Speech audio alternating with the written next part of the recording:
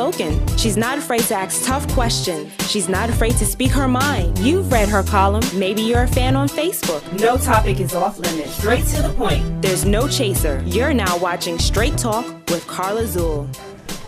Hi, and welcome to a special edition of Straight Talk here at the luxurious Grotto Bay Resort. I'm your host, Carla Zuill, and with us we have Mr. Tony Gaskins Jr. Welcome. Welcome. Welcome to Bermuda. Thank you. Now, Mr. Gaskins, you're becoming a well-known, world-renowned relationship coach. Now, let's go back and talk about who is Tony Gaskins Jr. I would just say I'm a servant, just somebody who's taking my mess and turning it into my message, just looking at the mistakes and take each mistake, and I made it a lesson, and I felt like I should share it. Now, you're a young man, 30 years old.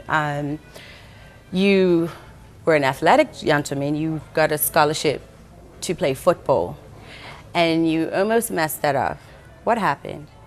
Well, I got into college and on a full scholarship, and after 3 years, I was kicked out of college, and I wasn't focused. I wasn't prepared for it. Mm-hmm. I grew up in an area where you were raised to assume that you could only become a professional athlete, a drug dealer, or be overworked and underpaid.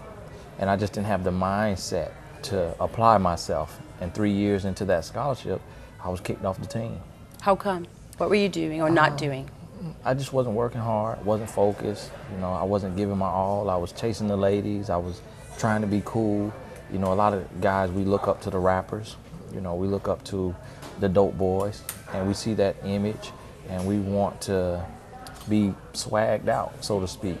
And sometimes that works against you because you're trying to appeal to your friends, but somebody else is signing your check. Mm-hmm. And instead of appealing to them, you appeal to your friends, and you become unappealing to the ones in power. Now, you're the son of a former pastor. I know sometimes that can be a lot of pressure growing up, particularly as a young man. Do you feel that you growing up in the church put pressure on you and prevented you from seeing that outside world that may have not given you those temptations? Yeah, it puts pressure on you because you feel like you have to fit in.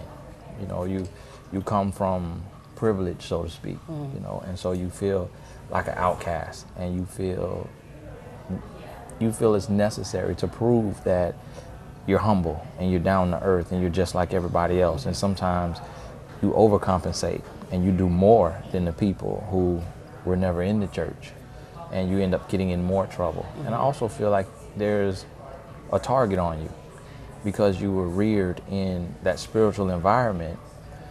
You're also more likely to carry yourself in a very spiritually enlightened manner that can impact and affect change in the world. And so you enter into spiritual warfare. So you have those opposing things trying to stop or trying to drown out or suffocate the good in you. And so, Were you experiencing that? Because you were probably about 18 when you went off to university. So did you experience that at that time, and that's how you went on that slope as such? Yep. I was probably 18, 19, to where I began to enter, spiritual warfare, to where the good in me was trying to be, suffocated. Mm-hmm. And I had to fight more. I had to work harder, and I just didn't realize and recognize what I was up against. And for that moment, it got the best of me. Now, I can understand the temptation of women, but why did you become enticed by the drug world? It's just a rite of passage that you are shown in that culture, because it's risky, it's daring. It shows that you have, in your mind, you think it means you have heart and that you're tough. And that's who the girls like, because a lot of the females, so it's also trying to impress the women, because a lot of women, they think they're looking for a husband. In actuality, they're looking for a daddy.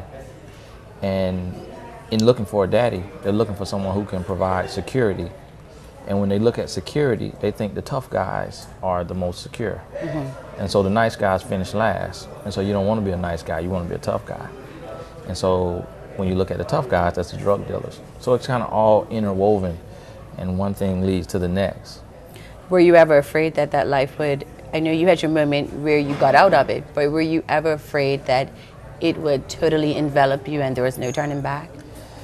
Yeah, there were times, but for me, I felt like more so like an undercover agent. I knew it wasn't me. I knew I shouldn't have been out there. Mm-hmm. It was almost like I was doing it to see what it was like, to see what it felt like, to see, if I would be viewed differently and if I would feel differently about myself, and kind of doing it just to say I did it. Mm-hmm. I felt like an undercover agent because there was always a calling, something just kind of drawing me and pulling me on the inside that made me feel like that wouldn't be the end of the road. Now let's talk about your wife. She became your wife, and then you almost lost her as your wife. What happened?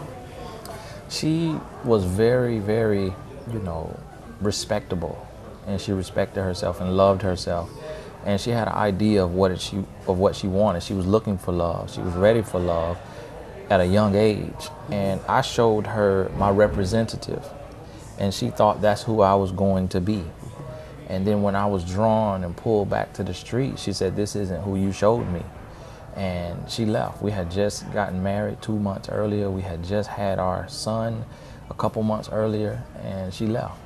And it made me see that I had a good woman, and that if I wanted to keep her, I would have to be the man that I told her I was. Mm-hmm. And she was a God-fearing woman? Yes. So is that how come you then turned to God for that guidance?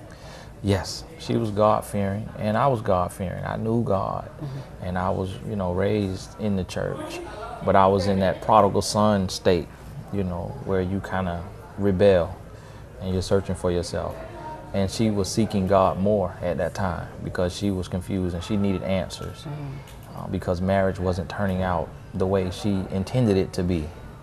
And so as she was pulling towards God, when I came back, I did too.